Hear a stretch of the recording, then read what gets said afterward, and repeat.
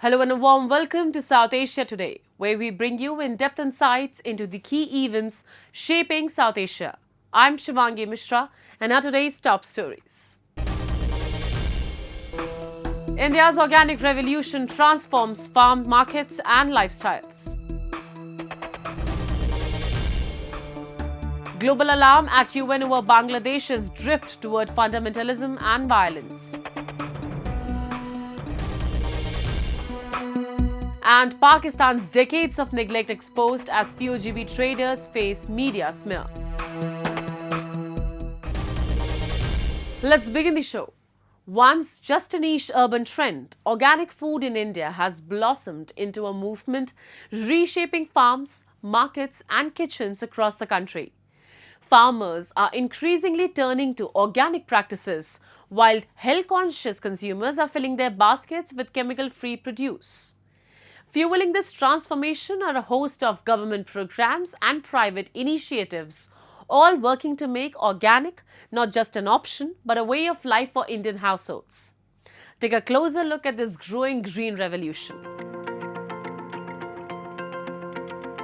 As modern lifestyles take a toll on body and mind, India is turning to wholesome organic food. Tapan Ray, founder of Pratithi, has built a seamless farm-to-shelf value chain offering rice, pulses, millets, gluten-free flours and specialty grains all in plastic-free packaging. From cleaning and hulling to grading and processing, every step meets strict international food safety standards, ensuring quality and trust. Firms like Pratithi are not just producing food, they are cultivating a healthier tomorrow. I think export is definitely, there is a tremendous potential. Trust me, I've been seeing over the last 3 decades, and for 2.5 decades I've been also exporting to the very matured market like Germany, because in Europe Germany is the largest organic market, then Switzerland, and the demand from those markets are still growing because they cannot have a range of products like what India can produce. Today, Tapan's Pratithi partners with over 10,000 farming families across India, bringing their harvest to tables around the world, from Germany, Switzerland, Italy and Austria to North America, the Middle East and New Zealand. Back home, Pratithi's goodness is just as accessible, with flagship stores in Delhi serving Indian consumers. India's organic food industry has moved beyond the margins to become a sunrise sector, reshaping both agriculture and consumer choices. Events like Biofake India 2025 are fueling this momentum, giving global visibility to Indian producers. With booming exports, supportive policies and growing demand for value-added products, India is fast emerging as a global contender where organic is not just food but a lifestyle. The rise of organic food in India marks a turning point, nurturing healthier diets with transforming the farming economy. Events like Biofake India 2024 have become key catalysts, uniting farmers, entrepreneurs, exporters and policy makers on one platform for learning, collaboration and global visibility. The ripple effect, faster adoption of standards, smarter packaging and producers ready to take on the world. Developing countries, but also in developed countries, they are looking for organic products, and the market is growing, and the Indian organic market is also growing. Producers are more aware and more capable of producing very good products, and I'm very sure that Indian organic products will compete among all the other organic competitors very, very good. So we can see that now the states, the farmers are much more inclined towards the organic production.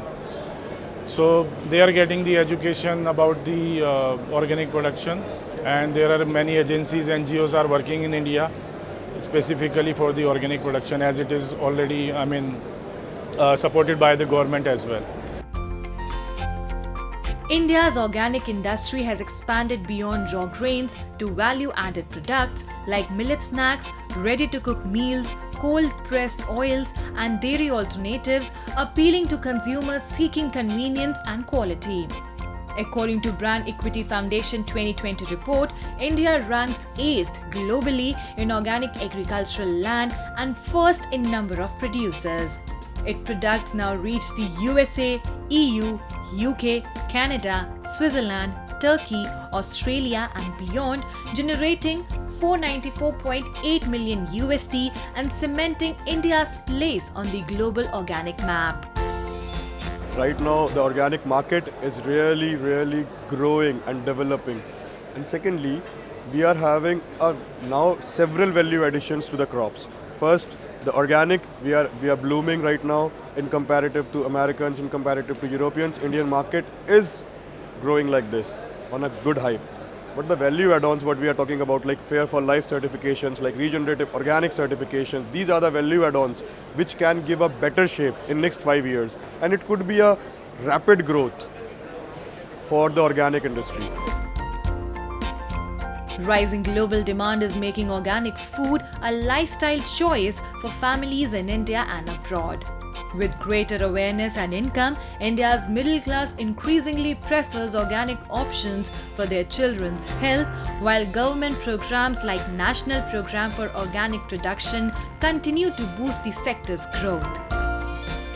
I've been using them from the last 10 to 12 years, and the government's initiative have really been eye-opening for the general consumer as well. And myself being a new parent as well, I have been interested into this organic products more and more because of some basic dietary things that is helping us, more of improving our lifestyles. India's organic revolution is more than a trend. It's transforming farming, markets, and lifestyles. With growing consumers' awareness, government support, and global demand, the sector is poised for rapid growth, making organic a sustainable choice for the future. A powerful poster exhibition at the United Nations in Geneva has drawn global attention to Bangladesh's worsening human rights crisis. Organized by the International Forum for Secular Bangladesh during the 60th session of the Human Rights Commission, the two-day event showcased posters exposing rising radical fundamentalism and severe rights violations under the Yunus regime. Led by activist Rehman Khalilur, the exhibition urged international solidarity against escalating extremism. The human rights situation in Bangladesh is rapidly deteriorating, with widespread reports of severe violations, escalating religious extremism, and political repression impacting millions. Religious minorities, in particular, suffer from systemic discrimination and violence, frequently exploited to silence dissent and deepen sectarian divides.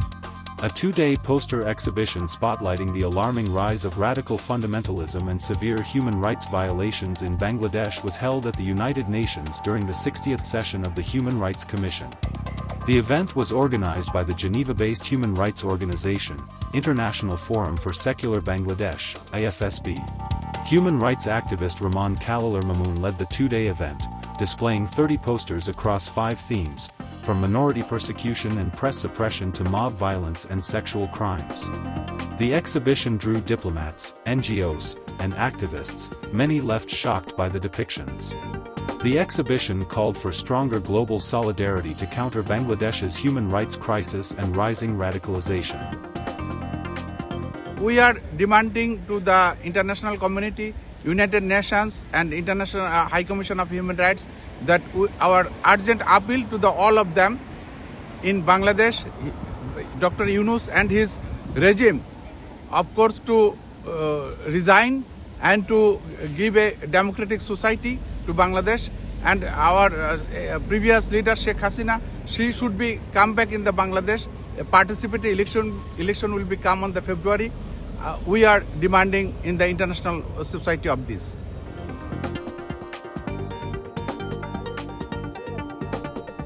The exhibition aimed to raise global awareness about these challenges and mobilize the international community to pressure Bangladesh's leadership to uphold human rights and protect vulnerable populations.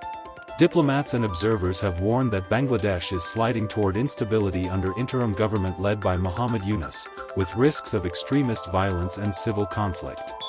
Frustration is also growing on social media, where many express regret over the current situation and recall former PM Sheikh Hasina's rule with nostalgia. We are here to show the international community what is going on in Bangladesh in this time, this raping, looting, burning and killing the people, and the mob violence are going in everywhere. So there is injustice are going on. So there is a photo exhibition is here to show the people and the international community to raise their voice with us against Yunus regime, and we have to get out Yunus government as early as possible.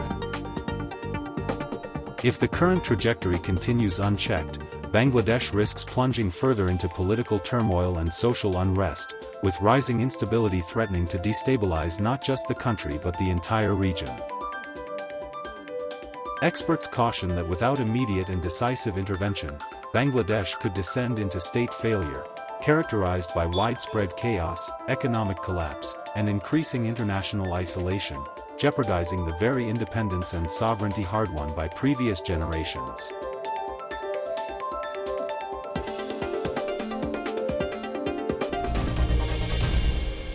Now we take a look at some happenings in Asia in a segment called Asia Watch. Toddler Aryatara Sakya was anointed as the new Kumari, the living goddess in Nepal, with a traditional ceremony after undergoing a rigorous process of selection. 5 senior Buddhist Vajracharya, chief royal priest of Talaju Bhavani Temple, and a royal astrologer oversee the selection ritual of the 2.5-year-old Sakya, which also includes a bravery test. Some characteristics searched in children are good health, no evidence of scars and marks on the body, uncut and blemished body skin, premenstrual, and no loss of teeth. Kumaris are a major tourist attraction and are considered by many as incarnations of the Hindu goddess Kali and are revered until they menstruate, after which they return to the family and a new one is chosen. In the past, Nepali kings have sought the Kumaris' blessings. Bees once thrived among the date palms along the Shat al-Arab, where Iraq's mighty Tigris and Euphrates rivers meet, but drought has shriveled the green trees and life in the apiaries that dot the riverbank is under threat.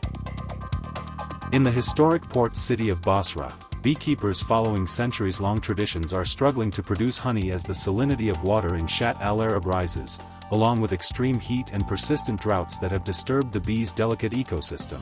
The banks of the Shat al-Arab were once a lush jungle where bees would feast, producing high-quality honey that was a good source of income for Iraqi beekeepers in the southern city. But decades of conflict and a changing climate have slowly diminished the greenery, putting the bee population at risk. Less than a quarter of the palm trees on the riverbanks of Shat al-Arab have survived, with fewer than 3 million trees now, from a peak of nearly 16 million. At its peak, honey production from the Basra region was around 30 tons a year, he said, but has been declining since 2007 to 2008, falling sharply to 12 tons in the past 5 years, with production this season is expected to reach just 6 tons.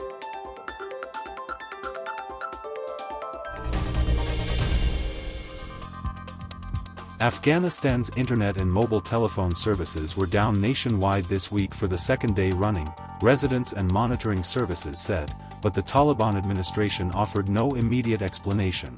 In the past, the Taliban have voiced concern about pornography online, with authorities having cut fiber optic links to some provinces in recent weeks, as officials cited morality concerns. Internet connectivity in Afghanistan was flatlining around the 1% mark, said NetBlocks, an international internet access monitoring organization. Connectivity was cut in phases on Monday, with the final stage affecting telephone services, which share infrastructure with the internet. Moving on. In Pakistan-occupied Gilgit-Baltistan, dissenters once again met with suppression. Javed Hussain Manwa, former finance minister and current PUGB assembly member, has denounced the national media for misrepresenting peaceful protest by source traders as unlawful acts. For more than 60 days, these traders have voiced legitimate demands, yet a targeted media campaign has smeared their struggle, highlighting Pakistan's use of propaganda to silence voices, distort truth, and perpetuate decades of neglect. We have a report. In a striking display of peaceful resistance, the traders of Sost have been protesting, demanding a tax-free zone in Pakistan-occupied Gilgit-Baltistan. Yet, under a coordinated narrative, national media brands them as miscreants. The attempt to manipulate public perception not only tarnishes the traders' legitimate grievances but also deepens the decades-long marginalization of POGB, revealing how the Pakistani regime controls media to suppress voices of reason and justice.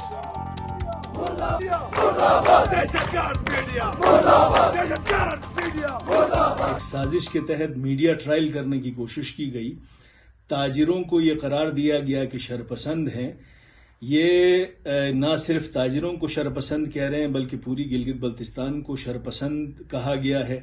इसकी जितनी मजम्मत की जाए, जिन अल्फाज में मजम्मत की जाए कम है। गिलगित बल्तिस्तान की 78 साला महरूमियों के जो जख्म हैं उनके ऊपर आज मीडिया ट्रायल के जरिए नमक पाशी करने की कोशिश की गई है। गिलगित बल्तिस्तान की पूरी 22 लाख की आवाम जो है ताजिरों के इस कौमी मुकदमे के अंदर अपने ताजिरों के साथ खड़ी है और इसको साजिश के जरिए नाकाम बनाने की एक नाकाम और मजमूम कोशिश की गई है। गिलगित बल्तिस्तान के ताजिर पिछले 59 दिन से गिलगित बल्तिस्तान को टैक्स फ्री जोन बनाने के हवाले से एक तारीखी पुरअमन एहतजाज पे हैं। A country where challenging authority is equated with troublemaking, peaceful citizens of POGB are targeted by a media machinery aligned with the state. By framing legitimate protest as criminal, the regime seeks to intimidate lawmakers, scholars, and ordinary people alike. This orchestrated campaign threatens to sever the bond between Pakistan and its own citizens, exposing the ruling authorities' desperate attempts to silence democratic expression and maintain their oppressive control over the region.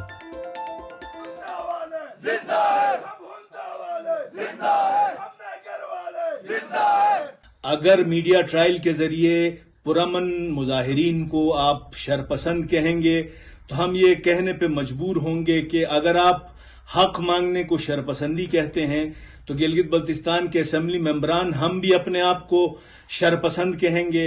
Gilgit Baltistan के उलमा भी अपने आप को शरपसंद कहेंगे। गिलगित बल्तिस्तान के पुरअमन लोग अपने आप को शरपसंद कहेंगे और आप ये जो करने वाले हैं ये कोशिश कर रहे हैं कि गिलगित बल्तिस्तान के लोगों को हकीकी मानों में शरपसंद बनाया जाए। ये पाकिस्तान के साथ गिलगित बल्तिस्तान का रिश्ता तोड़ने की एक कोशिश मैं इसको समझूंगा। ना सिर्फ मैं ये समझता हूं बल्कि गिलगित बल्तिस्तान के तमाम सोच समझ बूझ रखने वाले लोग इस मजमूम साजिश की मजम्मत करते हैं। In a region long subjected to systemic neglect, the people of POGB continue to endure the harsh grip of an oppressive regime. From media manipulation to economic deprivation, the Pakistani government's control stifles dissent, obstructs development, and suppresses voices calling for justice. Protest by source traders is more than a demand for tax relief. It symbolizes the enduring struggle of a population fighting for dignity, rights, and recognition under a repressive state apparatus. In a remarkable stride of progress in India's Jammu and Kashmir, Rajouri district is witnessing rapid development. Manyalupar, one of the most geographically isolated panchayats of Thana Mandi block, is now actively participating in Manrega and Pradhan Mantri Awas Yojana projects with the support of the Jammu and Kashmir administration. After heavy snowfall and recent floods, residents have resumed work with renewed energy, engaging in road construction, land improvement, water conservation, and housing initiatives, building a stronger, self-reliant future in the scenic Pir Panjal foothills. Take a look. In a significant leap towards development, Manyal Upar in Thana Mandi block, Rajouri is seeing rapid progress. Villagers are engaged in building roads, improving land, conserving water and constructing homes under Manrega and Pradhan Mantri Awas Yojana. These initiatives are enhancing infrastructure and promoting sustainable growth, empowering the community to create a stronger, self-reliant and a thriving environment in India's Jammu and Kashmir Rajouri district. हमारे पास 10 labour के आदमी हैं, 2 मिस्त्री लगाए हुए हैं, 8 labour के आदमी हैं। हमारा काम जो है वो ज़ोर शोर से चल रहा है। आइंदा भी अगर काम मिलते रहे हम ऐसे ही करते रहेंगे। 100 दिन का रोज़गार जो हमें मिल रहा है। पंचायत में बहुत काम चल रहे हैं, अभी हुए भी हैं, इससे पहले भी और भी हो रहे हैं। जैसे हमारा ये रास्ते का काम है वो भी हो हुए हैं, डंगे हैं, वाटर पॉन्ड हैं और मज़ीद काम जो है वो हर पंचायत में चल रहे हैं। अच्छा कॉपरेट कर रहे हैं। इनको हम जैसे बोलते हैं वो बोलते हैं, जो ज़रूरियात हैं हमारी जो है वो पूरी कर रहे हैं। Manyal Upar, located at the foothills of the Pir Panjal, faces long months of heavy rainfall and occasional floods that challenge daily life. Despite these hurdles, residents, with the support of the Jammu and Kashmir administration, have resumed development activities with dedication. Projects under central government schemes are now moving forward efficiently, showcasing the determination and resilience of the local community in driving progress in this remote region.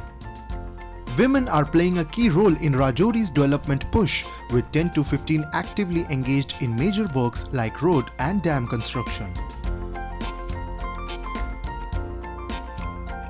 औरतें बहुत काम कर रही हैं। औरतें कम से कम इधर कभी 10 होती हैं, कभी 15 होती है। बहुत औरतें काम कर रही हैं इधर की। बहुत ज़्यादा काम कर रही हैं औरतें। हमारे डंगे का काम हुआ, रास्ते के काम हुए, बहुत काम हुए हैं इस साल में। पहले काम नहीं होते थे लेकिन इस 2-3 साल में बहुत काम हुआ है। पक्के घर भी हर जगह मिले, हर आदमी को मिला है पक्का घर। With the weather improving, residents have resumed work with renewed energy and commitment. Roads, land development, water management and housing projects under central government schemes are advancing swiftly. The community is working diligently to compensate for earlier delays due to unpredicted weather, ensuring that development reaches every household and that the benefits of these initiatives strengthen the region's growth and resilience. तो मैं अपने लोगों से ये कहता हूँ कि आप लोग बढ़ चढ़ के काम करें। नरेगा के काम में इनको मुख्तलिफ स्कीमों में दे रहा हूँ, जैसे हमारे वाटर टैंक हैं, वाटर पॉन्ड हैं, उसके बाद पी वर्क हैं, बी पाथ हैं, वाटर हार्वेस्टिंग टैंक हैं। उसके बाद हमारे PMAY के काम जो हैं वो भी पहले तो हम कंप्लीट कर चुके हैं ऑलमोस्ट। तो नए वाले अभी सर्वे हुए हैं, जब वो भी आएंगे तो वो भी हम इनको प्रॉपर तरीके से बनवाएंगे मकान। Far-flung areas of the valley are witnessing transformative development, reflecting the tireless efforts of the Jammu and Kashmir administration and the central government. Since the abrogation of Article 370, infrastructure, housing and livelihood initiatives have accelerated, bringing tangible benefits to remote communities. These positive strides showcase a renewed focus on growth, prosperity and inclusive progress across the region. As we wrap up today's episode of South Asia Today, we thank you for joining us. We'll return next week at the same time with more insights and updates. This is Shivangi Mishra signing off on behalf of our entire team. Until then, stay safe and goodbye.